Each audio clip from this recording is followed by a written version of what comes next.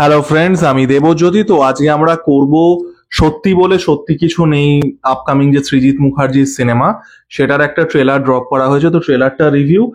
এই সিনেমাটার টিজারটা আমার ভালো লাগেনি, আমার একদমই ভালো লাগেনি, সেটা আমি আমার ভিডিওতে বলেছিলাম। ট্রেলারটাকে আমি যদি স্ট্রিক্টলি অ্যাজ আ ট্রেলার দেখি, ট্রেলারটা কিন্তু বেশ ভালো একটা ট্রেলার। এবার সিনেমাটা আমার কেমন লাগবে জানি না, হয়তো আমার খারাপই লাগতে পারে, but the trailer itself is good, কারণ ট্রেলারের যে ইন্টেনশনটা আছে সেটা ভালো। এবার দেখুন, 12 এংরি ম্যান আমি যখন ডিসকাস করেছিলাম সত্যি বলে সত্যি কিছু নেই, আমি কি বলেছিলাম? 12 angry men deals with justice above everything else. সমস্ত কিছু, preconceived notion, personal bias, agenda, সব কিছুর উপরে জাস্টিস থাকবে, ইকুয়াল রাইটস, এটাই ডিল করে 12 এগ্রিম্যান। এবার এই যে জাস্টিস, যেটা আসা উচিত কমপ্লিটলি নিউট্রাল জায়গা থেকে, সেই নিউট্রাল জায়গা থেকে কি আসে সব সময়?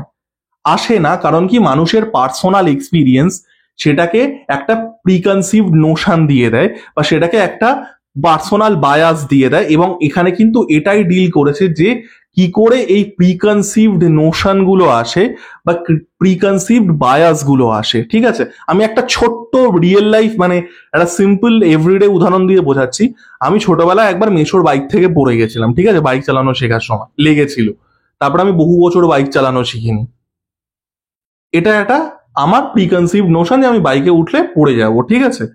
এটা কিন্তু এখানেও আমরা দেখতে পাচ্ছি যে প্রতিটা চরিত্র, এই যে 12টা চরিত্র, যারা এই 12টা জুরর যেটা 12 এগ্রিম্যানে ছিল, তাদেরকে আর কি মিমিক করছে, তাদেরকে কিন্তু মানে তাদের যে পার্সোনাল লাইফটা এবং তাদের যে প্রিকনসিভ নোশনটা থেকে বায়াস তৈরি হবে, সেগুলোকে দেখানো হচ্ছে। যেরকম আমরা দেখতে পাচ্ছি যে একজন অভিনেত্রী, তিনি মানে she has a very strong statement against men, যে 18 থেকে 80 প্রত্যেকটা পুরুষের মধ্যেই there is a beast inside. এবং পরবর্তীকালে আমরা দেখতে পাচ্ছি যে একজন মানে একটা বাচ্চা মেয়েকে, মানে শি ইজ সেক্সুয়ালি অ্যাবিউজড।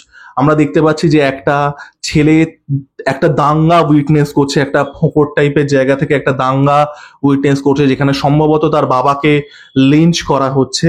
সেখান থেকে সেই ক্যারেক্টারটা হয়তো তার একটা সার্টেন আইডিওলজি বা একটা সার্টেন পলিটিক্যাল আর কি বিশ্বাস জন্মাতে পারে, যেটা সম্ভবত ঋত্বিক চক্রবর্তীর ক্যারেক্টারটা। এরকম আমরা বিভিন্ন, এবং আরো একটা দেখতে পাচ্ছি যে এখানে বাবা আর ছেলের মধ্যে অ্যাবিউসিভ সম্পর্ক, বাবা ছেলেকে আর কি মারধর করছে, ইয়ে করছে, যেখান থেকে আরো একটা এই যে প্রিকনসিভ নোশন গুলো, যেটা সম্ভবত, আমি যদি খুব ভুল না হই, হচ্ছে ইয়ের ক্যারেক্টারটা, আমাদের রাহুল মুখার্জির ক্যারেক্টারটা, এগুলো আমি গেস করছি তাদের ক্যারেক্টার ট্রেডস দেখে, যে যে ছেলেটি দাঙ্গায় উইটনেস করেছিল ওটা ঋত্বিক চক্রবর্তীর ক্যারেক্টার, এবং যে ছেলেটি আর কি ছোটবেলায় আর কি অ্যাবিউজ হয়ে, মানে ছোটবেলায় অ্যাবিউজ না, তার বাবা তাকে মারধর করতো, সেটা হচ্ছে রাহুল আর কি মানে অরুণোদয় মুখার্জির ক্যারেক্টার। তো এই প্রিকনসিভ নোশন গুলো, কারণ তারা একটা সার্টেন ওয়েতে বড় হয়েছে, তাই জন্য তাদের একটা এই সার্টেন প্রেজুডিস গুলো হচ্ছে, যে কারোর পুরুষের এগেনস্টে রাগ, কারোর একটা স্পেসিফিক কমিউনিটির এগেনস্টে রাগ, কারোর একটা স্পেসিফিক টাইপের তারা একটা ধারণা নিয়ে বসে আছে। তো এই প্রিকনসিভ নোশন গুলো কিভাবে আসছে সেটা ভালো। এবং এই যে personal bias, apart from the preconceive notion, the personal bias, আমরা এখানে একটা জায়গাতে দেখতে পাচ্ছি যে অনির্বাণ চক্রবর্তীর যে ক্যারেক্টারটা, তিনি একটু হিন্দি মিশ্রিত বাংলা বলেন, মানে আমরা সোকল্ড, আগে একটা টার্ম ইউজ হতো দেশওয়ালি আর কি ভাষা, তো সেই সোকল্ড দেশওয়ালি আর কি টোনে কথা বলছেন, এবং বলা হচ্ছে যে যেখানে আর কি যে স্টেটে এসছেন সেখানকার ল্যাঙ্গুয়েজটা বলতে শিখুন। যে ডিসক্রিমিনেশনটা এখন পলিটিক্যাল ক্লাইম্যাট ওয়েস্ট বেঙ্গলে যেরকম হয়ে গেছে, আনফর্চুনেটলি, এটা নিয়ে আমি ইমন চক্রবর্তীর ভিডিওতেও কথা বলেছিলাম, যে বাঙালি পলিটিক্যাল ক্লাইমেট এখন এতটাই জঘন্য অবস্থায় চলে গেছে যে আমরা একটা শ্রেণীর মানুষদেরকে একটা, তাদেরকে আমরা একটা ডিসক্রিমিনেটরি বিহেভিয়ার করছি, যে ওয়েস্ট বেঙ্গলে থাকলে বাংলা বলতে হবে অ্যান্ড অল দ্যাট। তো এই জিনিসটা কিন্তু আমরা হাইলাইট হতে দেখছি, এবং আরো অন্যান্য পার্সোনাল বায়াস, এবং এই যে এফিউমিনেট মানুষ, যারা যারা হয়তো এলজিবিটি কিউ কমিউনিটির পার্ট, তাদেরকে একটা সার্টেন ওয়েতে যে দেখা, তাদের এগেনস্টে যে একটা সার্টেন পার্সোনাল বায়াস, যেটা আমরা কৌশিক গাঙ্গুলির ক্যারেক্টারটা কিন্তু দেখতে পাচ্ছি।